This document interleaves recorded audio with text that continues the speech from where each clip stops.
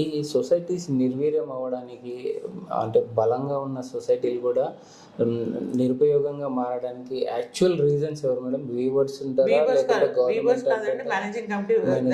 Managing committee lapses ఉంటాయి. 100% manage committee lapses.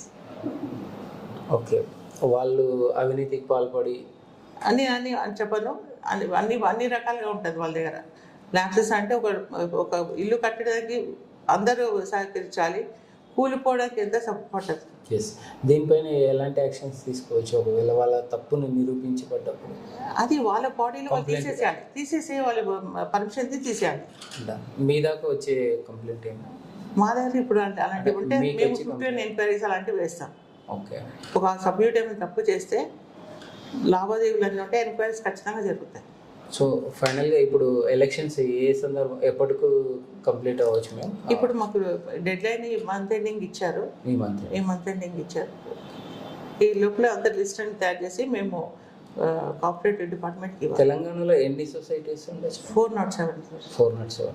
ఇప్పుడు మీ పరిధికి తెలంగాణ మన గ్రేటర్ హైదరాబాద్ పరిధిలో ఇది మొత్తం 407 మొత్తం అంతగా.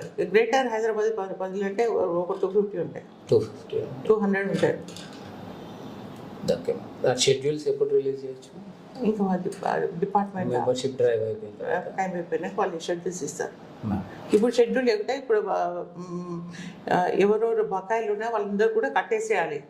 ఎవరు కట్టేసి ఉంటే వాళ్ళకి ఓటింగ్ ఇస్తారు. ఇప్పుడు మెంబర్స్ తీసుకుంటారు, ఎవరైనా లోన్స్ ఏమైనా తీసుకుంటే ఆ బకాయిలు సొసైటీ కట్టేస్తే వాళ్ళ మెంబర్షిప్ వాళ్ళ ఓట్ హక్కు ఉంటుంది. అవన్నీ కూడా డిస్ప్లే చేస్తారు. ఇంకోటి చనిపోయిన వాళ్ళ డిలీషన్ లిస్ట్ కూడా ఉంటుంది. ఇవన్నీ కూడా బోర్డు మీద పెట్టాలి. ఎలక్షన్స్ ఆపమని మీకు ఏమైనా బెదిరించాల్సి వస్తుంది?